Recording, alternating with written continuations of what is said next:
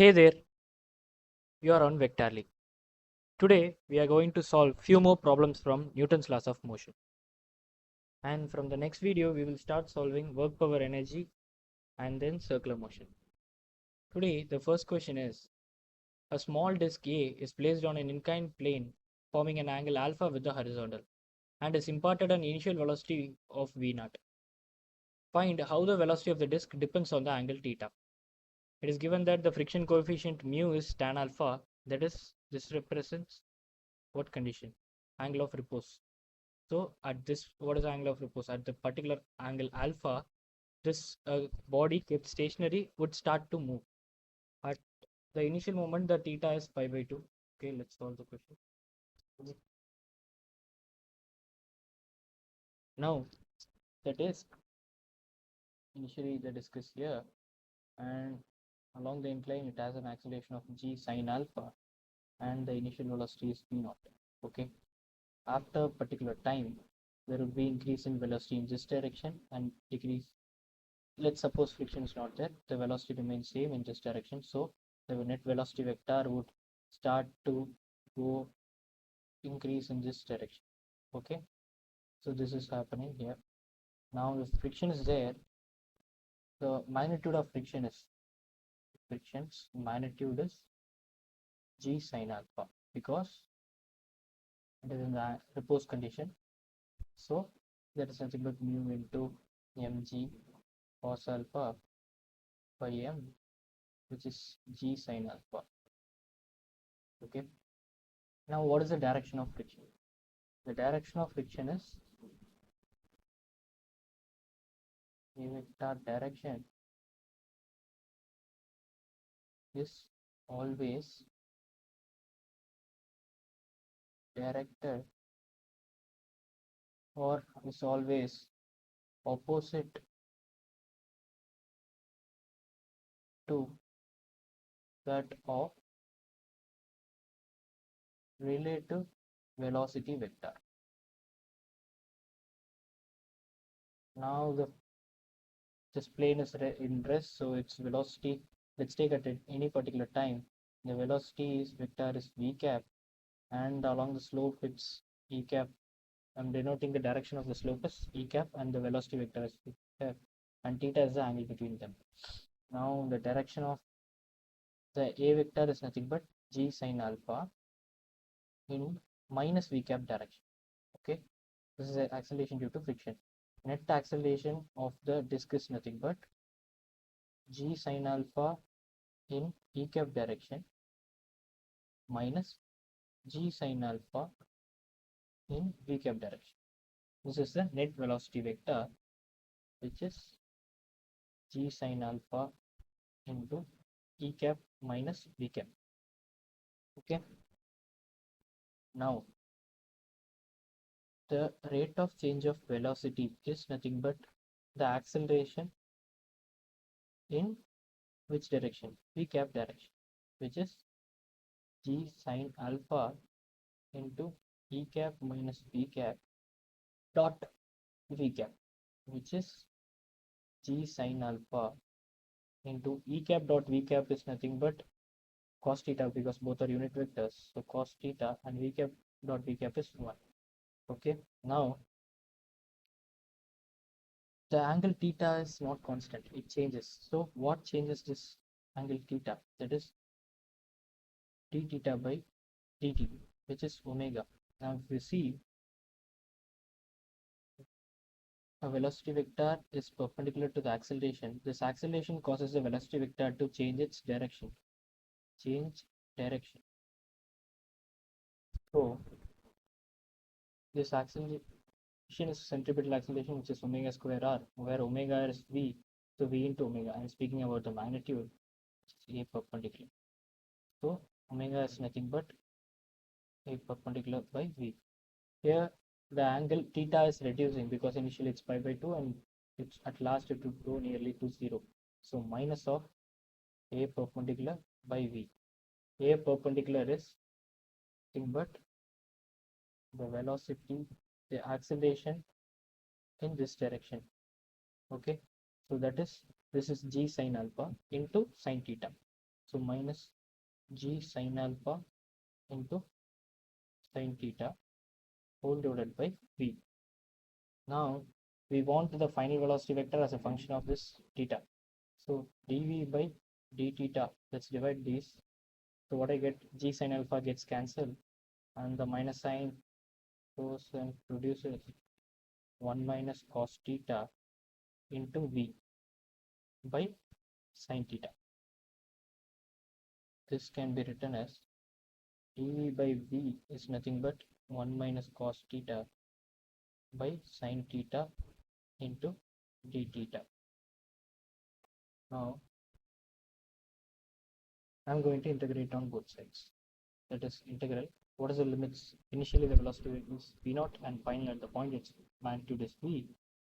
Integral dv by v is equal to integral. What is the initial angle? Pi by 2. Final angle theta. Now what am I going to do is multiply 1 plus cos theta and numerator and denominator. So what I get 1 minus cos square theta in numerator. So that is sine square theta. By in denominator it is sine theta into 1 plus cos theta. So now integral v0 to v dv by v is nothing but integral of pi by 2 to theta sine theta by 1 plus cos theta d theta. The left hand side integral gives you log v which limits v0 to v. In the right hand side what you get is first you have to substitute 1 plus cos theta is nothing but t minus sine theta d theta is nothing but dt. Okay, which is minus integral. The limits turn pi by 2. At pi by 2 the values of t is 1. At theta it is nothing but 1 plus cos theta itself and minus dt by t, which is minus log t. The limits are from 1 to 1 plus cos theta. Now what this becomes is log v by v0 is equal to log of 1 by 1 plus cos theta, since there is a minus sign. Now I am taking e power on both sides. So what I get is v by v0 is nothing but 1 by 1 plus cos theta, and I get v0 is I get v is nothing but v0 by 1 plus cos theta. This is the final answer I get.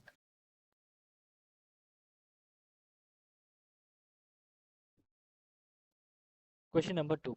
The figure shows a block of mass m placed on a smooth wedge of mass capital M.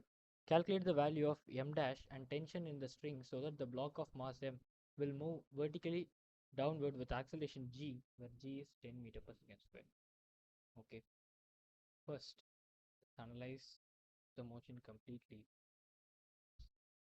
The tension here is T, here it is T, and since the only force acting here is this tension and no other force in this direction, this block m dash will move downwards, okay, and this wedge will move in this direction.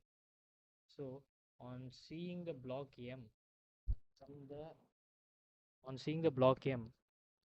from the wedge perspective, that is wedge frame of reference, the block m will go in this direction. Okay, this is with respect to non-inertial frame of reference, which is the wedge. Now the wedge and the small block are going with an acceleration a. Suppose this is going with an acceleration a. So after applying the pseudo acceleration, the net acceleration direction is this. So that is, we are applying the pseudo acceleration, which is the a in this direction.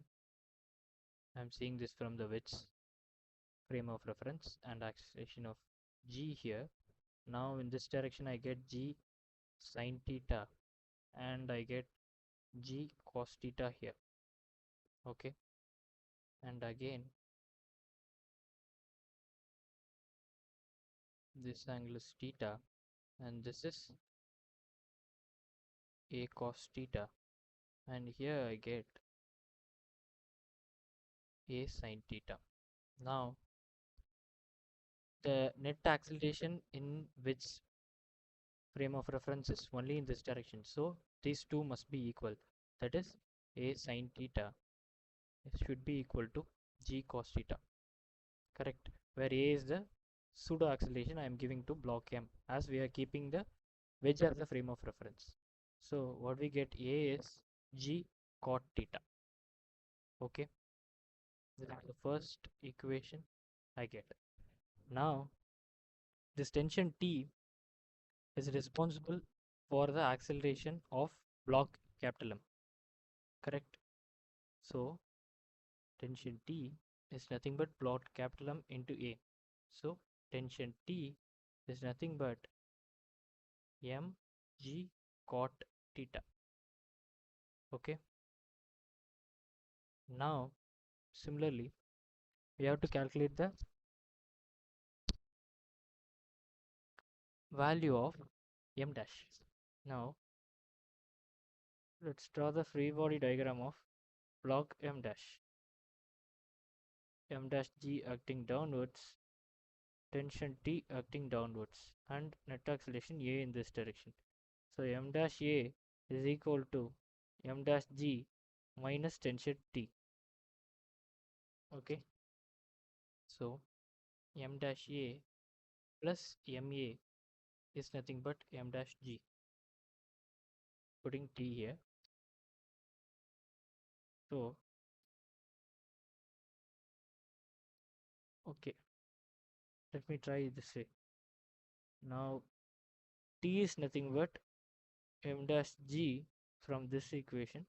T is nothing but m dash g minus m dash a.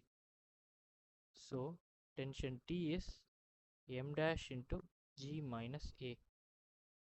Okay, now T is nothing but mg into cot theta, which is equal to m dash into g minus a, g minus g cot theta. Okay, let me cancel g on both sides. So what I get is m dash is equal to m cot theta whole divided by 1 minus cot theta. This is the final answer, which is the mass of m dash, and this is the acceleration, and this is the tension. The thing I want to emphasize via this question is we have to be careful while taking pseudo force concept. We have to be careful about the frame of reference. Okay, here this block will move along the wedge in the frame of reference of the wedge. So we are applying a pseudo force to get the resultant. But the net, if you see from the ground's frame of reference, the net acceleration will be g downwards, because there would be no a, only acceleration is g. Okay. Question number 3. A smooth ring A of mass m can slide on a fixed horizontal rod. This is a fixed horizontal rod. A string tied to the ring passes over a fixed pulley capital B and carries a block C of mass capital M, which is equal to twice of small m, as shown in the figure 2.198. At an instant, the string between the ring and the pulley makes an angle alpha with the rod. Show that if the ring slides with the speed v, the block descends with the speed v cos a. This is the A subdivision. And B subdivision, with what acceleration will the ring start moving if the system is released from rest with alpha equal to 30 degrees. Now, the motion of the small ring M is in this direction. Okay, and the block of capital M is about here. Let me think the pulley. Okay, let me rearrange it. Let the pulley be here, and let here be the mass capital M. Let this side be y1 and let this side be y2.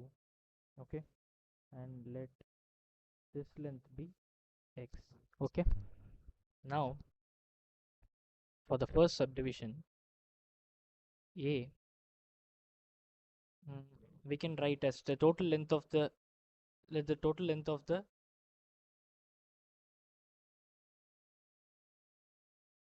string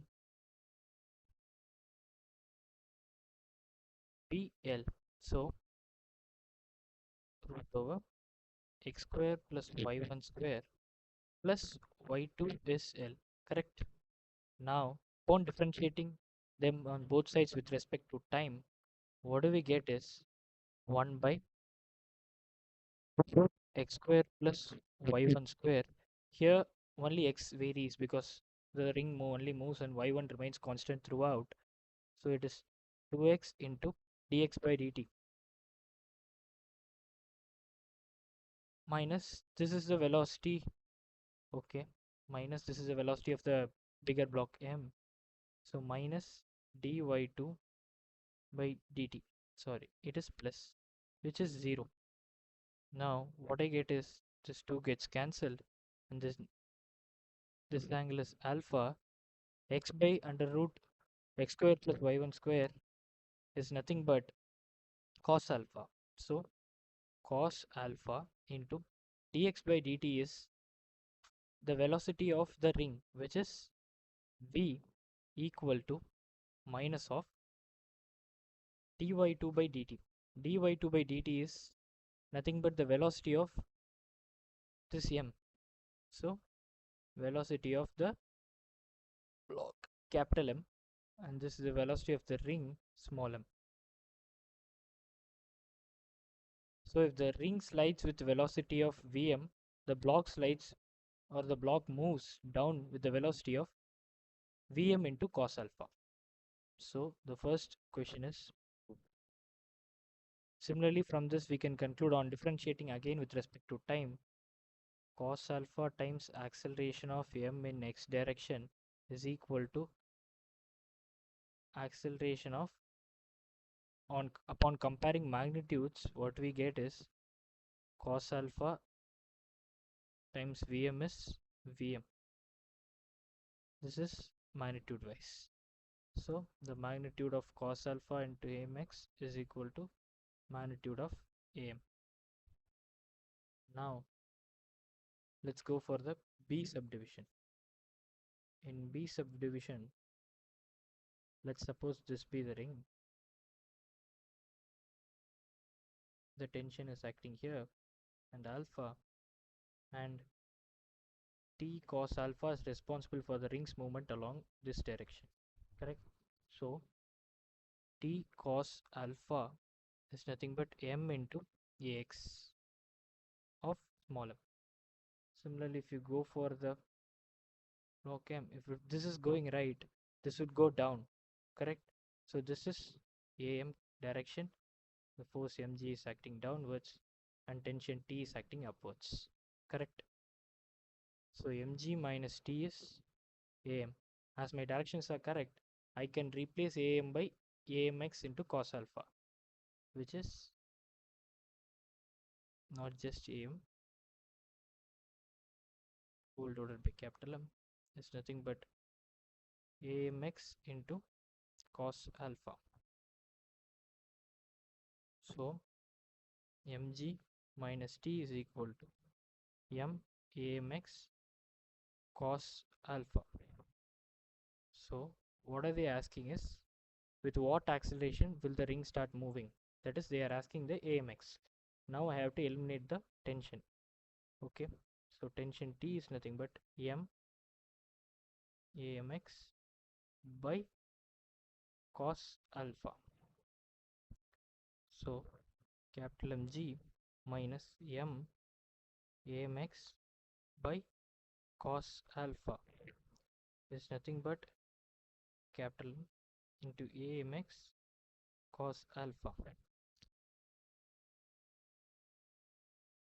What am I doing is, mg is equal to amx, which is I want, into m cos alpha plus small m by cos alpha.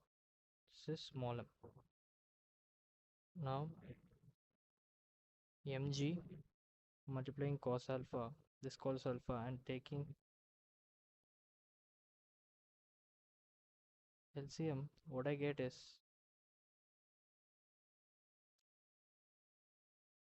m cos square alpha plus small m, which is nothing but amx.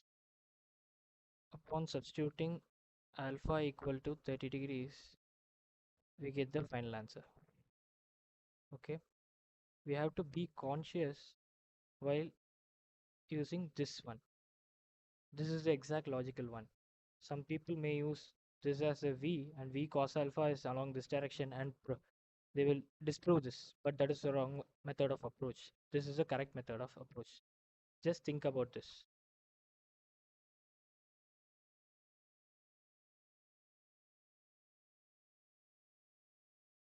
Number 4. A block of mass m can slide freely in a slot made in a bigger block of mass capital M, as shown in the figure. There is no friction anywhere in the system. The block M is connected to one end of a string whose other end is fixed at point P. System is released from rest when the string is at capital P. Makes an angle theta with the horizontal. Find the acceleration of M and M just after the release. Now, okay, let me use the same diagram where I get tension T, about this point it is tension T, about here it's along this direction. And if I draw the free body diagram of smaller block, which is small m, mg is downwards, and this side I get normal reaction n2, and this side I get a normal reaction n1, and above I get tension T. If I draw the bigger block, suppose this is the bigger block, I get a bigger normal reaction n here and capital Mg here, which does nothing. Everything goes balanced, and there is a tension T acting in this direction, which makes an angle theta, and another tension T acting downwards. Okay, and there is an n2 in this direction and n1 in this direction. Okay, now let's suppose this moves with acceleration a in this direction. Okay, if this moves with acceleration a in this direction, the string here, if this moves with acceleration a in this direction, the string here goes up because this point is fixed, right? So intuitively, if you think, this goes up, right? Now if this goes this side, we got n1 minus n2 minus this component of tension along this direction is also in the direction of n2, so minus t into cos theta is nothing but capital M into a. Okay, now there is another thing, this will go upright. Okay, now with keeping this particular larger block as frame of reference, this smaller blocks only goes up and down, there is no motion in this direction. So we have to apply the pseudo acceleration, that is a in this direction, opposite to this. So n2 is equal to n1 plus small m into a, which is n1 minus n2 is minus small m into a. If I substitute this here, what I get is minus small m into a minus t cos theta is equal to ma, and minus t cos theta is nothing but capital M plus small m into a. This is one equation. Now this bay, okay, suppose this bay. If we see from the previous problem, this in the previous problem what we saw is, here there is a ring attached and this moves in this direction, right, with acceleration a.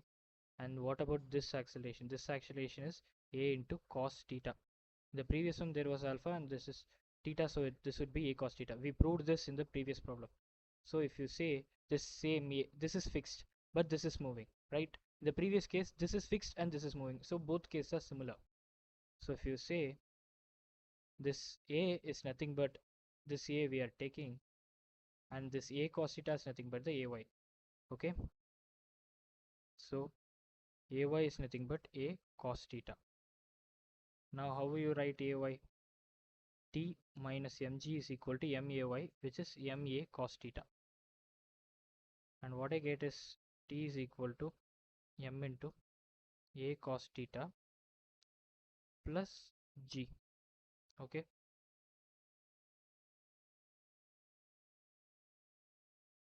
So if I substitute this equation 2 in equation 1, what I get is M A cos theta plus G into cos theta minus sign is equal to capital M plus small m into A. So if I multiply it completely, MA into cos square theta minus mg into cos theta is nothing but m plus m into A.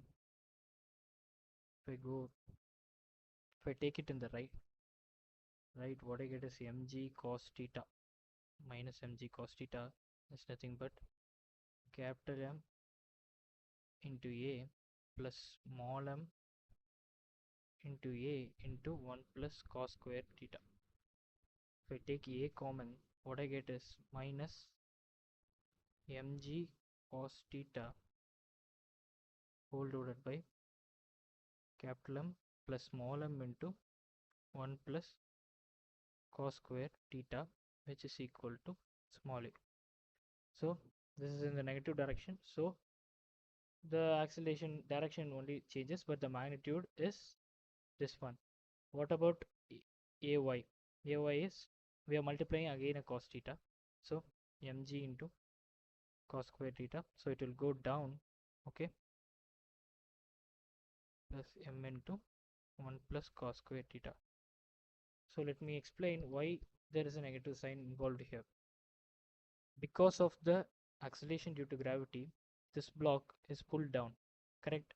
So as this block is pulled down, this bigger block should move left to account to go down. That is intuitively answer. So we are assuming the opposite one, so we are getting the negative. Okay, go carefully and look through the derivation of this A and A cos theta relation from the previous problem. Okay, thank you for watching this video. Kindly like this video, subscribe our channel, and tell us your feedback. Stay tuned.